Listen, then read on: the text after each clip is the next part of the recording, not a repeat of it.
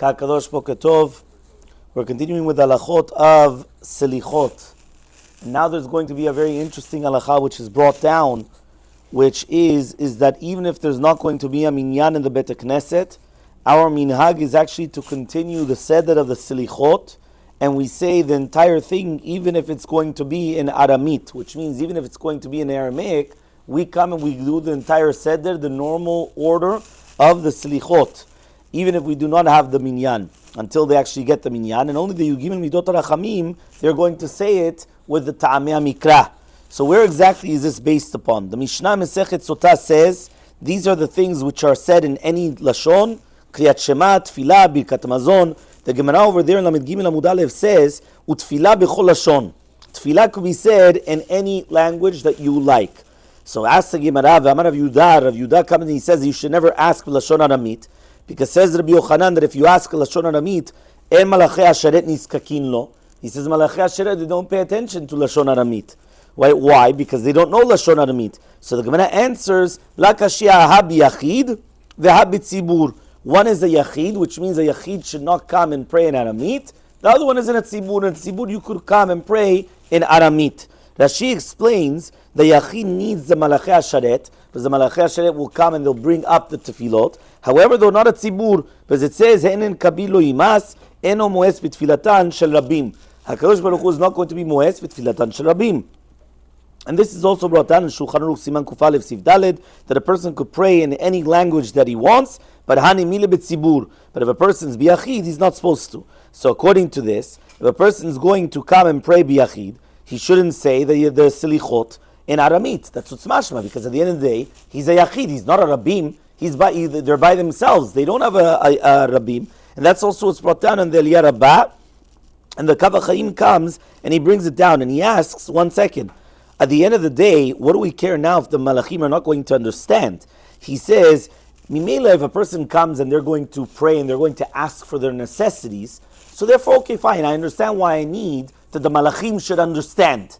Because if he needs his necessities, and he's asking from HaKadosh Baruch Hu, listen, I want Chokhmah, I want to do Teshuvah, I want Parnasah, I want all these things. So okay, we understand, the Malachim have to understand, so that way they help bring up the tefillot in front of HaKadosh Baruch Hu.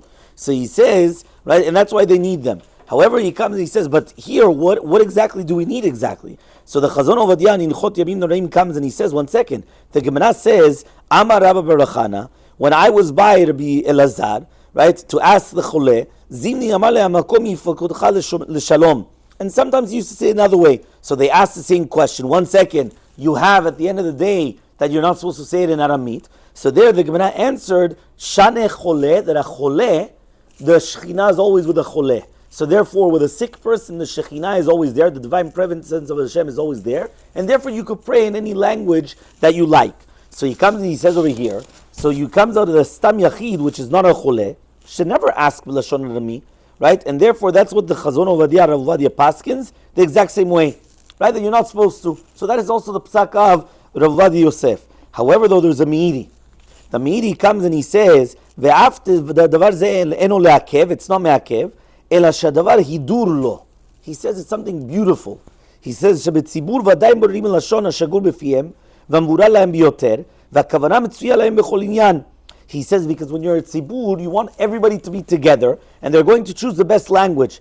But a yachid, ilu atamatir, if you're going to come and permit the yachid to pray in whichever language that he wants, he says, so then it's going to be very kal in their eyes. They're just going to do whatever language that they want. So it's mashma from the Meirish, the Bemet, there's as if to say that it's only a hidur, it's not that it's me'akev, it's not something that impedes. It's only better to do so, but it's not 100% that you're obligated, right, to do such a thing. So based upon this Meiri, there's also a lot of other opinions over here that they bring down, and it's also brought down, right, the Shut Torah Lishma. We know the Shut Torah Lishma was the Ben Ishchai, that he says that Yachid does not have to skip out the Nusach of Rachamana, because all the Selichotim Lashon HaKodesh, right, Vekodem Zeh Ve'achar Zeh was just extra whatever, there's not going to be any problem whatsoever. And that's also what Rabbi Meir Mazuz says. Shamati mizikne Morocco, Shamru kol hasichot, even if there's no minyan, Vechem minhag avi mori betunis. He says that was a minhag also in Tunisia, right? V'chen haya minhag hapashut sham. That was a minhag by everybody. That's also brought down in the Kisu Shulchan Aruch of Rabbi Rafael Baruch Toledano. That was the minhag of the Temanim, is brought down by the Shulchan Aruch Mekutzar,